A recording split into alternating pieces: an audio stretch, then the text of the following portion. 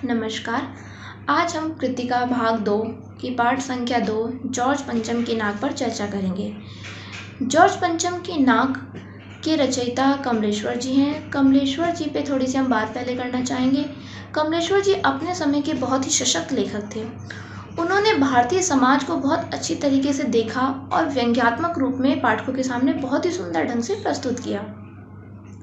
उन्होंने देखा कि भारतीय समाज क्या है, अंग्रेजों से मुक्त हो चुका है, स्वतंत्र हो चुका है, लेकिन भारतीय लोग अभी भी मानसिकता अंग्रेजी मानसिकता के शिकार हैं।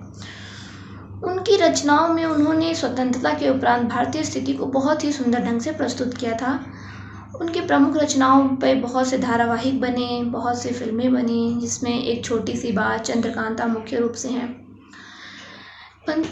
यहाँ पर कमलेश्वर जी अपने वास्तविक अनुभव प्रस्तुत करते हुए बताते हैं कि देश क्या था, आज़ाद हो चुका था।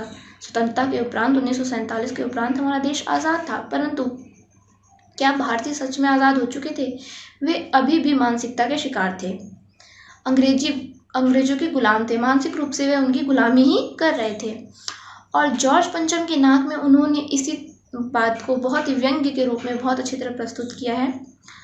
पाठ कुछ इस प्रकार शुरू होता है कि एलिजाबेथ अपने पति के साथ भारत, पाकिस्तान और नेपाल के दौरे पर आने वाली हैं और उनका दौरे पर आना कोई साधारण बात नहीं थी।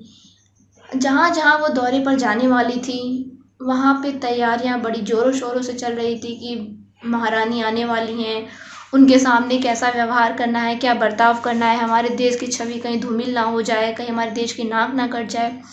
इसलिए सभी राजनेता और भारतीय मानसिकता के वे लोग जो अभी भी अंग्रेजों के गुलाम थे, उनकी चाटुकारिता, उनकी सेवा करने के उपाय सोचने लगे। महारानी का दौरे पर आना एक छोटी बात नहीं थी। ये सभी अखबारों में सुर्खियों में छपने लगा था। जो आने का शंख ब्रिटेन में बजा था महारानी का, उसकी गूंज पूरे भारत में सुनाई दे रही थी। हर नेता अपने आप को अच्छा दिखाने के लिए उनकी चाटुकारिता के रूप में ही सही, भारत को ऊपर दिखाने के लिए तैयारियों में जुट गया। महारानी आए, इस बात को बहुत ही अलग ढंग से प्रस्तुत किया गया।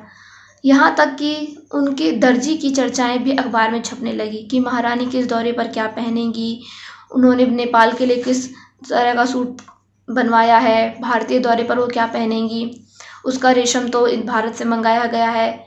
यहाँ तक कि महारानी के बावर्ची, उनके ड्राइवर, यहाँ तक कि उनका जो कुत्ता था, उसके बारे में भी भारतीय अखबारों में छपना शुरू हो गया। जो खबरें ब्रिटेन के अखबारों में छप रही थी, वही 2 दिन बाद उनकी छोटी छोटी पर्चियाँ भारतीय अखबारों में भी छपने लगी। और कोई ये साधारण सी बात नहीं थी, परंतु जो भारतीय लोग अभी भी अंग्रेजों के गुलाम थे मानसिक रूप से, वो इस चीज़ में जुट गए कि किस प्रकार महारानी का स्वागत किया जाए, किस प्रकार उनके सामने अच्छा बना जाए। लेकिन समस्या आई कहाँ? सारी तैयारी चली गई। भारतीय राजधानी दिल्ली में पूरी सफाई हो रही थी, सड़कों का नवनिर्माण हो गया, सड़कों की रंगत बदल गई, जो चीज़ें बदसूरत थी उन्हें सुंदर बनाया गया। हर संभव प्रयत्न किया गया कि हम ज़्यादा से ज़्यादा अच्छा दिखा सकें। और वहीं पर इंडिया गेट के सामने एक थी जॉर्ज पंचम जी की लाट, अर्थात मूर्ति। समस्या ये थी कि मूर्ति तो जॉर्ज पंचम जी की थी, परंतु लाख सुरक्षाओं के बाद भी जॉर्ज पंचम जी की नाक मूर्ति में नहीं बची थी, उनकी नाक टूट चुकी थी। अब नेता लोग बड़ी चिंता में पड़े कि महारानी एलिजाबेथ द्वितीय आने वाली हैं और अगर वो देखेंगी कि जॉर्ज पंचम जी की ही नाक नहीं है, तब तो भारत की ही नाक कट जाएगी। सभा बैठाई गई, बहुत लोगों ने चर्चाएं की, अपने अपने मत दिए कि किस प्रकार जॉर्ज पंचम जी की नाक लगाई जाए, और इस समस्या के हल के लिए एक मूर्तिकार को बुलाया गया। मूर्तिकार आर्थिक रूप से कमज़ोर था, पैसों के लिए मजबूर था, वो हर तरीके के कार्य करने के लिए तैयार था। उसे सभा में बुलाया गया। मूर्तिकार ने हाथ जोड़कर सबसे निवेदन किया और कहा कि जॉर्ज पंचम जी की नाक लग जाएगी। सभी की सांस में सांस आई कि हमारी नाक एलिजाबेथ के सामने नहीं कटेगी, हम जॉर्ज पंचम जी की नाक लगा देंगे।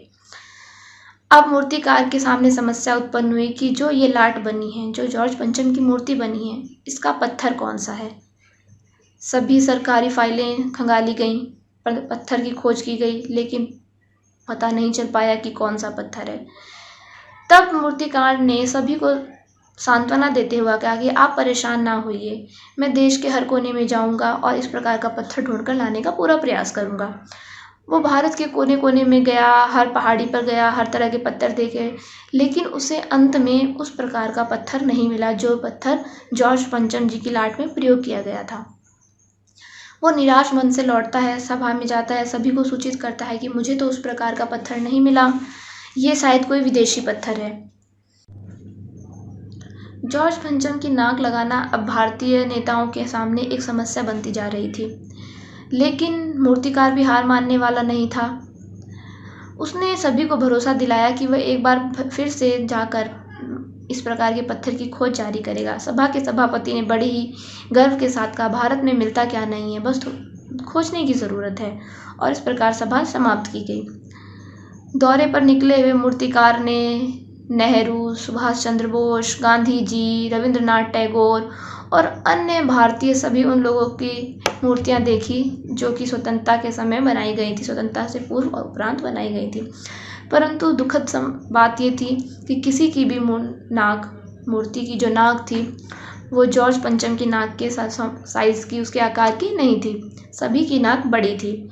मूर्तिकार बड़ा निराश हुआ, वापस सभा में आया, कहता है कि मैंने पूरे भारत का भ्रमण किया, लेकिन मुझे किसी भी मूर्ति की नाक उस साइज़ की, उस आकार की नहीं मिली जो जॉर्ज पंचम जी की है। उनकी नाक बहुत ही छोटी है। सभी एक दूसरे को देख रहे थे। सभी के मन में सवाल था कि अब इस समस्या का हल कैसे किया जाए। इस समस्या के हल के लिए वे अब सुझाव देते हैं अलग अलग। अंत में मूर्तिकार कहता है कि रुकिए, बिहार में कुछ बच्चों की मूर्तियां लगी हैं सेक्रेटेरिएट के सामने, मैं उन बच्चों की मूर्तियों की नाक लेकर आता हूँ। उनकी नाक छोटी होगी, शायद वो जॉर्ज पंचम की नाक पर सही बैठे। वो बिहार जाता है, वहाँ पे भी देखता है, लेकिन बच्चों की नाक भी जॉर्ज पंचम जी की नाक से बड़ी निकलती है। निराश मन से वो लौट आता है। बनाई गई कमेटी के सभी सदस्य निराश हैं और वह सोच रहे हैं कि किस प्रकार एलिजाबेथ के सामने अपनी छवि को बनाए रखना होगा, किस प्रकार हम ये छवि धूमिल नहीं कर सकते। सभी एक दूसरे का मुंह देखते हैं। अंत में मूर्तिकार, जो आर्थिक रूप से कमज़ोर है, हर तरीके के कार्य करना चाहता है, वो जाता है और सभापति से कहता है कि मैं जो बात बोल रहा हूँ वो हम लोगों के बीच में रहनी चाहिए।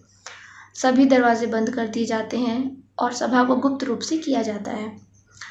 अखबार में सिर्फ यही छपता है कि पंचम जी की नाक का हल निकल गया है, उनकी नाक लग जाएगी।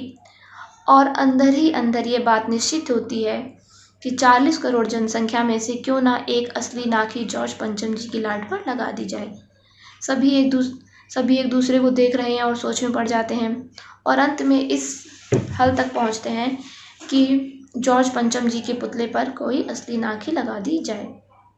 लेकिन वो नाक हो किसकी, समस्या ये थी। फिर अंत में मूर्तिकार सभी को समझाता है, बोलता है कि ये समस्या मेरी है, मैं इसको हल करूँगा, आप ये मुझ पर छोड़ दीजिए। और ये बोलकर वो चला जाता है। दिन करीब आता है, महारानी आने वाली होती हैं। जॉर्ज पंचम जी की लाट को बहुत ही रोगन से बहुत ही सुंदर तरीके से सजाया जाता है रोगन से नहलाने के उपरांत। और अंत में जब पर्दा हटाया जाता है तो वहाँ पर नाक लगी होती है, नाक जो ऐसी बिल्कुल असली। उस दिन अखबार में सिर्फ यही पंक्तियाँ छपी होती हैं कि जॉर्ज पंचम की नाक कोई नकली नाक नहीं, असली नाक थी, अर्थात असली नाक के समान थी। और इस प्रकार भारतीय भ्रष्ट लोकतंत्र के लोग अपनी नाक बचाने में शायद कामयाब हो जाते हैं। उस दिन अखबार में कोई पंक्ति नहीं छपती है, कोई समारोह का आयोजन, कुछ कहीं पे भी किसी प्रकार की घटना कोई नहीं, सिर्फ पूरे अखबार पंचम जी की नाक पर ही छपे होते हैं, लिखे होते हैं।